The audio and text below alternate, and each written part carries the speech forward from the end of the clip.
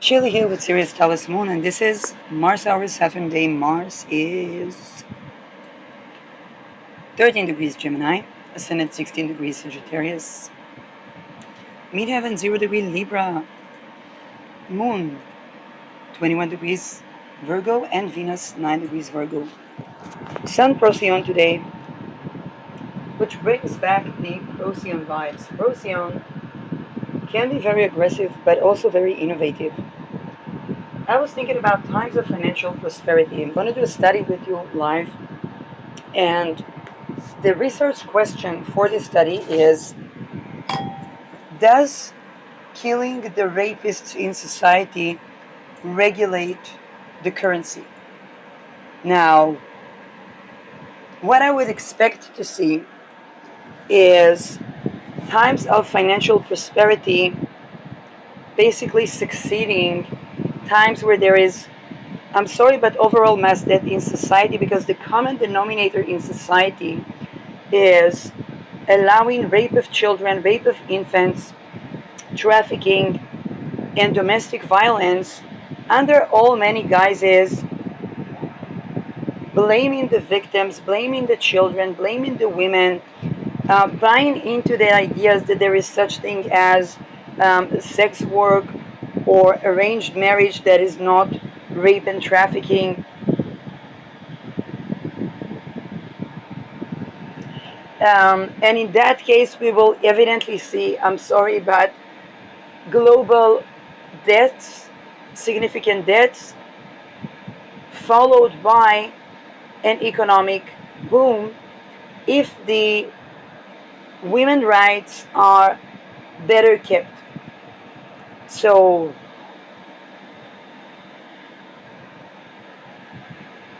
let's take a look at the economy around times in history when women got the right to vote. This would be um, times where women got voting rights. Women suffragists. So years: 1908, 6 May 1912. They gained the vote at 1881. Okay, certain women based on property ownership in Isle of Man gained right to vote in 1881. Probably this was matriarchal societies or colonial enterprise that were where the women would be landowners, but it could probably sit on a society that was more inheritance by the matrilineage. Not sure about that, but this is interesting to just kind of brainstorm.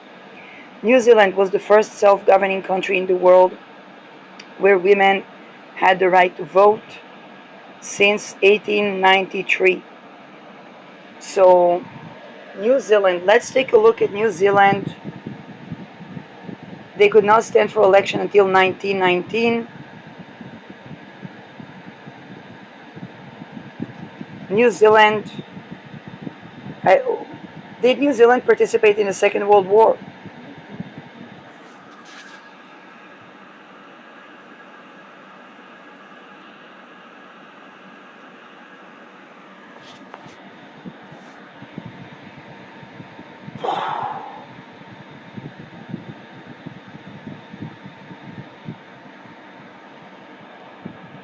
Defining period transformed by the small isolated dominion into a recognized nation.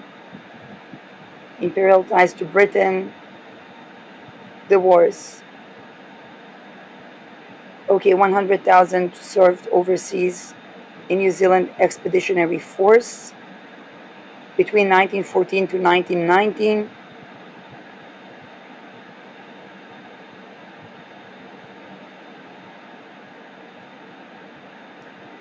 1,800 dead with over 4,100 wounded, so more than half didn't return safely. And indeed, 1919, after these deaths, women could run for the parliament.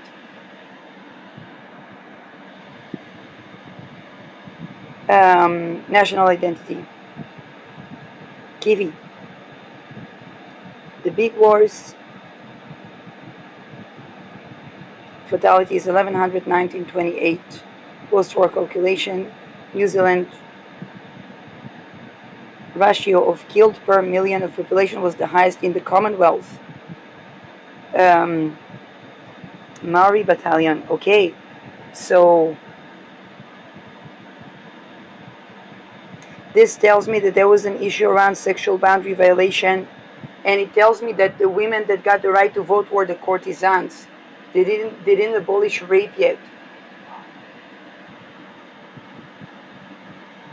And this is, by the way, the situation that is withstanding.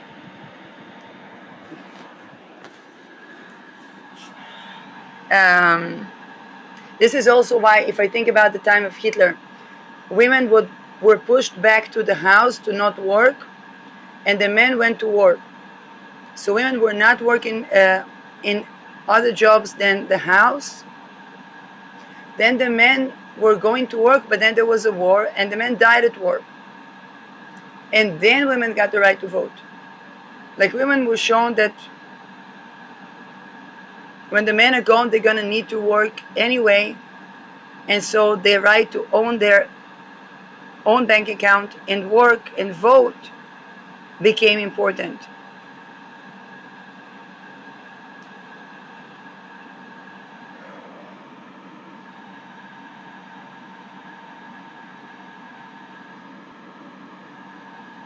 But let's see more cases.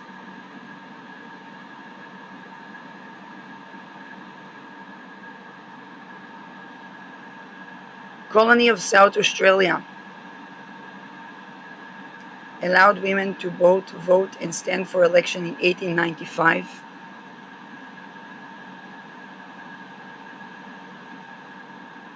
Sweden, conditional women's suffrage was granted during the Age of Liberty between 1718 and 1772, but only in 1919 the equality was achieved. Women's vote were valued the same as men.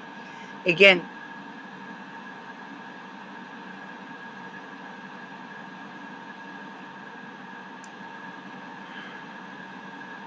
in between them, I think we had the 80 Years' War or the 30 Years' War.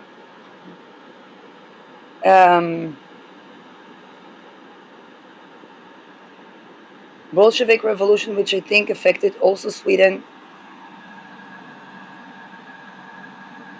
Australian Commonwealth Franchise Act 1902 enabled female British subjects residents in Australia to vote at federal elections, and also permitted them to stand for election to the Australian Parliament, making the newly federated country of Australia the first in the modern world to do so.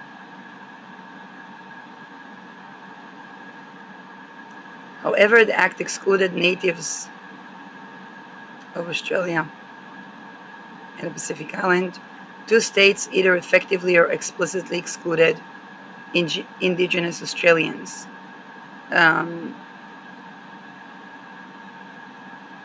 They were probably afraid to lose land, and this is the issue. The matrilineages, okay, the indigenous people, they need to honor the feminine in the sense that the birthing woman's sovereignty. Okay, the rituals around the birthing is not about, let's just say, the feminine within a matrilineage would be the daughter rather than the mother. So the daughter's sovereignty needs to be honored, and if it's like birthing, then the woman who is ushering the birth, whether it's the doula, the ceremony must not subjugate the consciousness of the woman.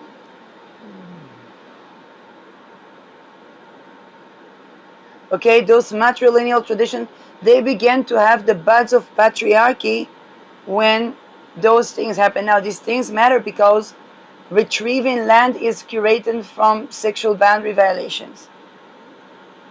And the bands of sexual boundary violations can be around conception, birthing. Okay, it feels like a nuance, but just think that we're talking about willing consent and a global impending humanity extinction over that. Um, Now,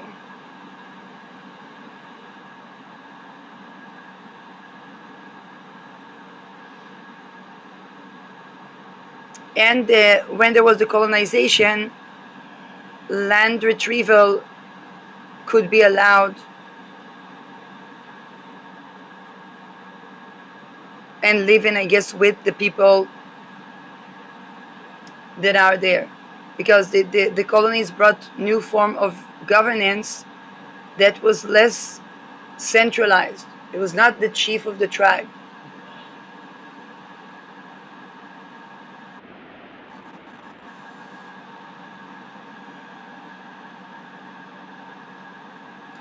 In 1906,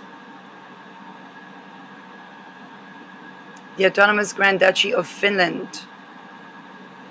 became Republic of Finland, was the first country in the world to give all women and men both right to vote and right to run for office. First country in Europe to give women the right to vote. And indeed, Finland, it did a bargain with the Nazis to not be at the Second World War, now as a part of NATO, but very recently, the world's first female members of parliament were elected in Finland for the following year. In Europe, the last jurisdiction to grant women the right to vote was the Swiss canton of Appenzell Innerrhoden.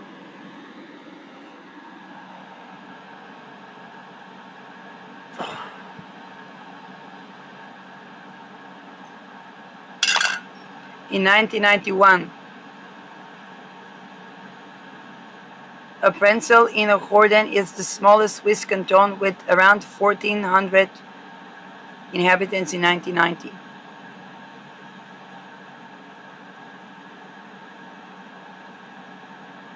Now you say, okay, Switzerland has been outside of the wars. Women obtained the right to vote in 1971, the local cantons. But here is the thing, here's another question. And it's an open-ended question. How many of the people were lost to extortion cults and hidden assassinations that are not discussed in the news because those are bankers? Okay, it's an open-ended question. I don't know to answer this.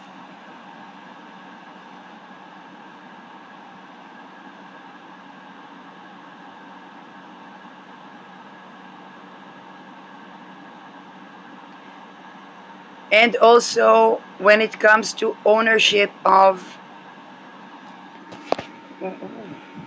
land and housing, let's say.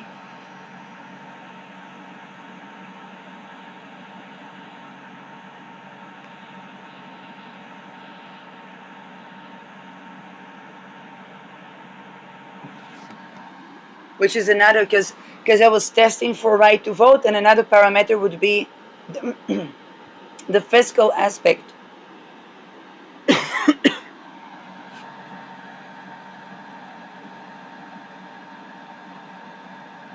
Women's right to own land varies by region, but the major legal shift happens in the 19th and 20th century. Before this, married women typically could not own property independently. This is why, remember when I talked about the Gilded Ages, where the courtesans were the free women, because they were paid for being raped. And this is also the problem of the feminist movement, because it stemmed from the women that basically were paid for being raped through the extortion cults, and then the women were either they were activated or that they were raped, or that they were going there with hypersexualization, but it would require a mind control.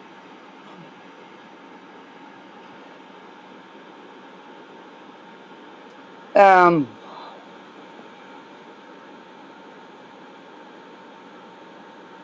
and then when they got the right to vote, they would need to abolish rape, and that would mean to abolish mind control, and that would mean access to love that is actually loving. So it was difficult to establish liberty. Okay, my video about Liberland is exactly that issue with them. Is that they're becoming pedophilic. So these women that were the courtesans, they were basically okay to train, let's say, younger women. If they were madams, then they would need they were raping women like Ghislaine Maxwell.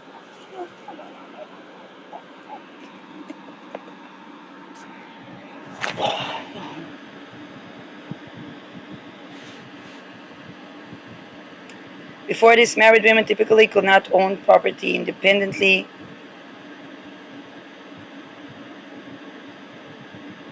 Um, Either that, or the young women had to kill the older women so that they would not be raped or trafficked by them. Which is again the same problem that shows that with Liberland, where the children would kill, let's say, the high-tech billionaires, because that would be the only way to reduce inflammation medically. Okay, like medications and drugs have side effect of increased inflammation, even though they are prescribed for inflammation, whether it's psychiatric, whether it's neurodegenerative.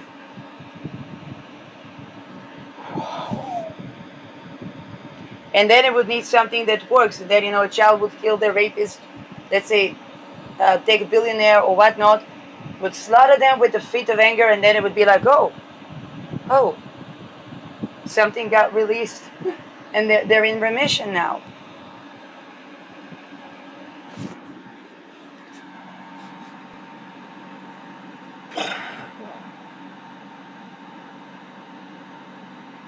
Mississippi passed the first Married Women Property Act of 1839.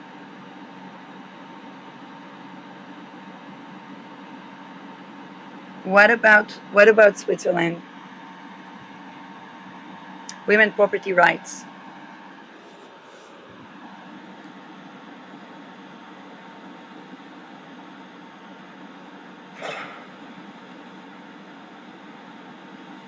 Inheritance rights enjoyed by women as a category within society. Property rights claim to property that are legally and socially recognized and enforceable by external legitimized authority. Broadly defined, the land rights can be understood as a variety of legitimate claims to land and the benefits and products produced on that land. Inheritance transfers from the state, tenancy arrangements, and the land purchase are all conducted of land rights. What about right to mine minerals? That's the essence of real estate. These real rights can be in the form of actual ownership, usufruct, the rights of use.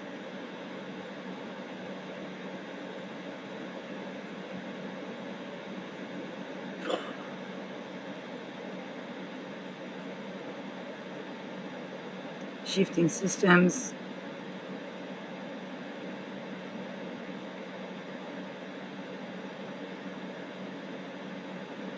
impact of gender bias, land titles,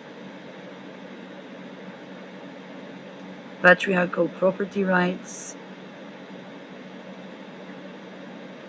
barriers to change status. Yes, but when did they? Let's see. Let's take the Switzerland case because that would be the C factor. That would be something that could explain the anomaly of Switzerland.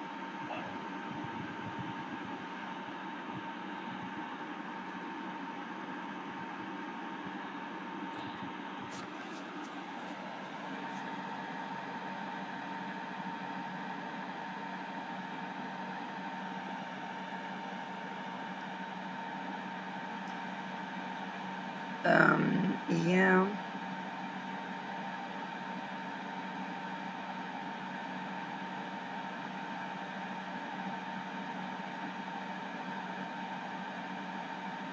Purchasing land as non-resident is heavily restricted or prohibited under lex scholar regulation.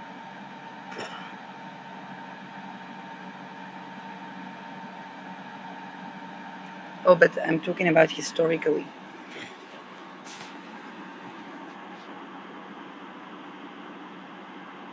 When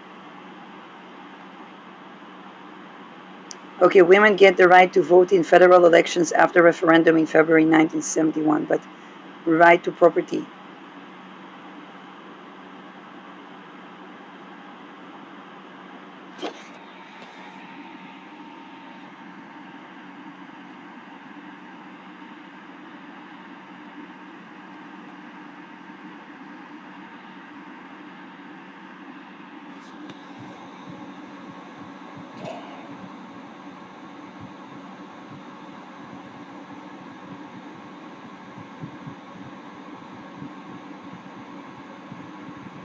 Ancient Egypt, women theoretically held the same legal status as men.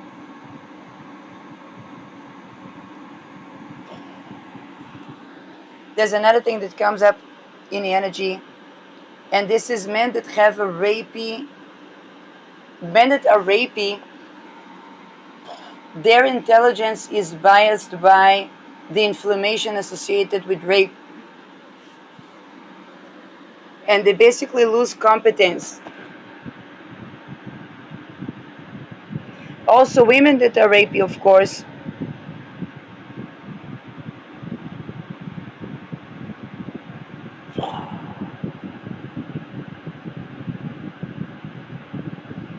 basically these are the type of men that's like they can win land, but then think about Moshe Dayan. He raped a lot of women, probably a lot of boys as well, soldiers and so on. 67, he said, we're going to live with the Arabs and conquer a lot of land. This land was a pyrrhus win, not just for Moshe Dayan, but for entire Israel. Because 67 brought 73, and 73 brought the oil embargo, and the oil embargo brought people questioning the 1948, not the 1967 anymore. And then Israel lost its ability to be, how should I say, anybody would say before 1973, was studying with Neve Gordon, Professor Neve Gordon, and he said before 1973 it was impossible to publish anything against Israel. After 1973, and this is where I complete his sentence, because he would not say it like that, but I say it is impossible to publish anything that does not criticize Israel. And that was the oscillation. Now this,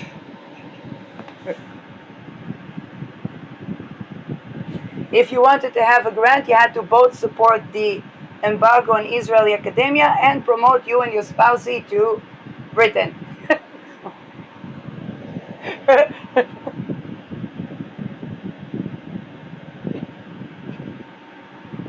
I tried to compete once that one of us was going by the lift and I was climbing by the stairs. I think we both made it at the same time. Because the lift was so slow, not because I'm a runner. Um, so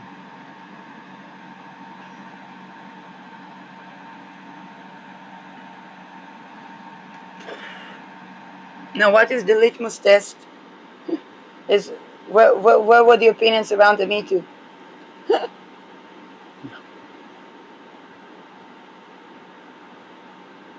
The feminine, the feminine.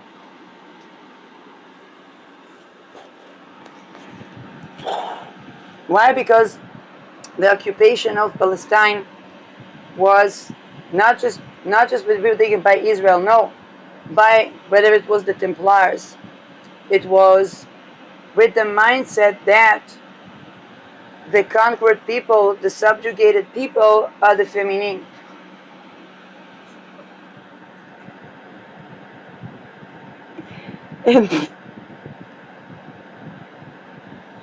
um,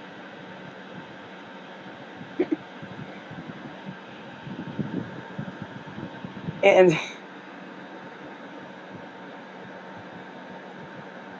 And where was the problem at the Me Too? There were a lot of women, even in gender studies, that they were trafficked.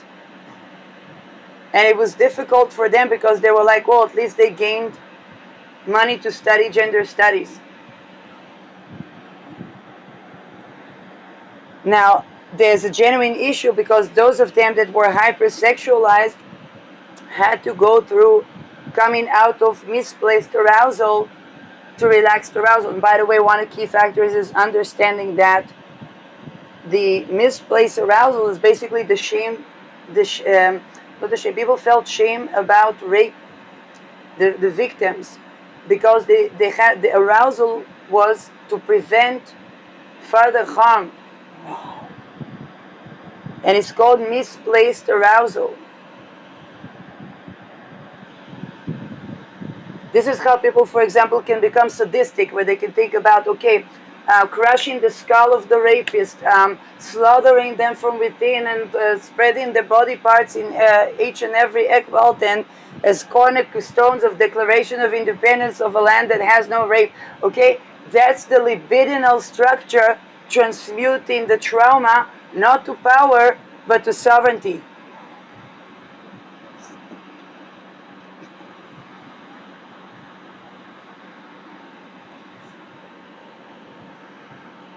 Um, More children, more youth have brain fog.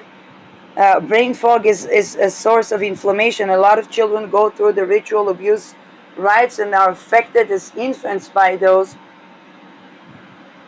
and that contributes to the brain fog. Now, if we add the tech violence to make people be on technology, um, okay, passengers of Crown Iris presented a class lawsuits against Manos Panut. I don't know, like I didn't, people that can afford. Oh wow. Um, Crown Iris.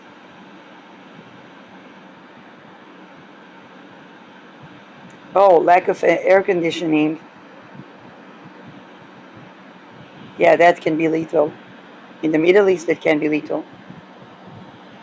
But that can be, for example, if somebody wants to knock down a shipping company, they can try to hack when everything is automated, and then that's basically harming business. Now, what's happening in shipping companies, the entertainment team, any type of labor rights, then yep, it's Uranus is in Gemini. More suffragists. I'm trying to see what is with the property rights.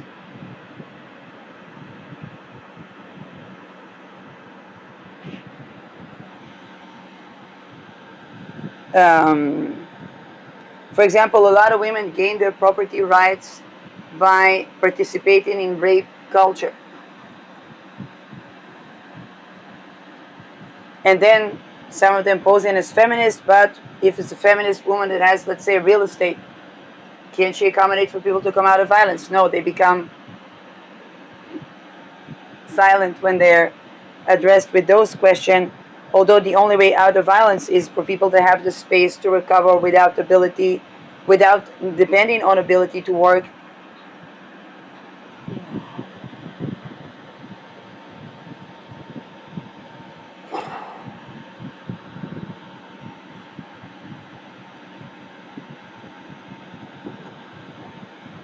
Which brings and prompts the question that the most economic thing to do would be to assassinate all who rape or traffic, not with gruesome violence, but as assisted death, because they were generated within rape culture, and that culture was basically going by the fact that rape was economic, and so we have to make rape not economic.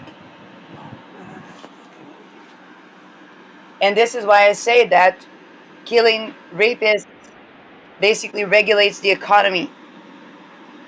It's not about vengeance. It's not about gruesome death or the scenes that I described here. What I described was the libidinal rise when a person is raped, that it basically can feel elated by slaughtering the rapist.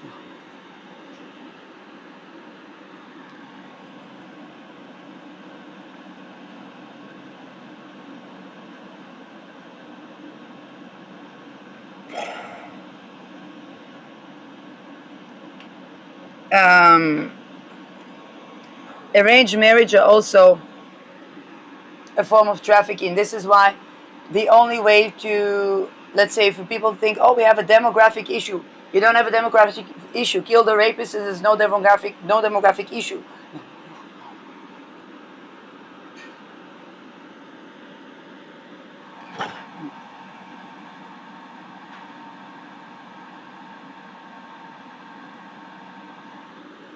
Okay, that's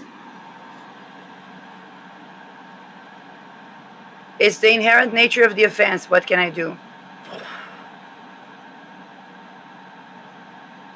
How did they make murder less economic? Within the sectors that they wanted to, they executed murderers. So same with sexual boundary violation.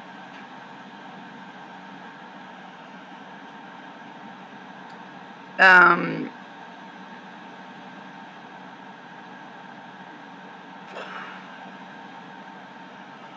I don't get to that information. I don't know why.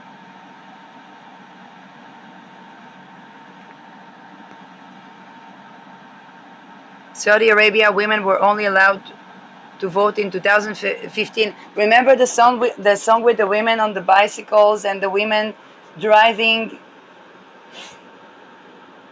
When they were able to have a driving license in the municipal elections. For other women rights, see timeline of women legal rights other than voting. Okay.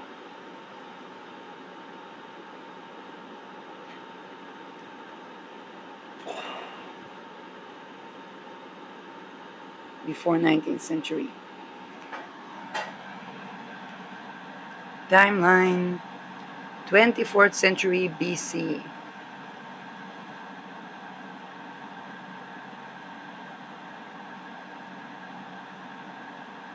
Woman went from being a daughter to a wife if she outlived her husband. Widow who could remarry.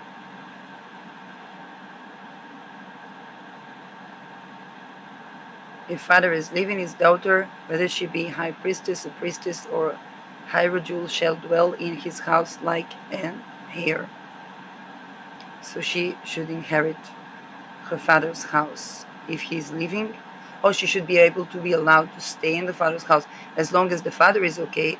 Is in places from Georgia, not every place in Georgia, they would slaughter the daughters if they would. Let's say if a daughter was raped and she was slaughtered. And had a social worker that was married to a Georgian man. I hope it's not running in the lineage. I don't know if they have a daughter. the obvious, the obvious necessary joke. Essentially, that's the person that made it themselves. No, I'm not going to let in more details about that because it's not Yellow Pages. Um, I told that story because it is relevant to housing solutions and to economic prosperity.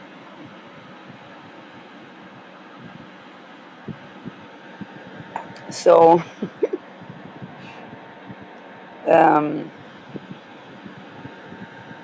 and of course, the approaches around rehabilitation that were, I think most social workers already began to challenge these notions, but then the residues, particularly because people would come with usually, oh yes, I'm cuckoo, and because they can't talk about the sexual boundary violation, And even when people talk about, let's say, domestic violence and sexual boundary violation, it would be like, oh, now you will be able to work, or you will be able to. And again, definitely economic freedom is important, but unfortunately, because the sexual boundaries were violation was to gain economic wealth for the rapists, then to kill the rapists is to eradicate the act of rape. Granted that the people that were violated, no matter what they do, that they were repetitively violated, no matter what they do, and then they apply for euthanasia, and it's always weird, like until anybody approves anything, and usually die. Then they have to show like that they try treatment, but it's like it's not about treatment. The only type of med that helps to recover from rape is 9 millimeter in the head of the rapist.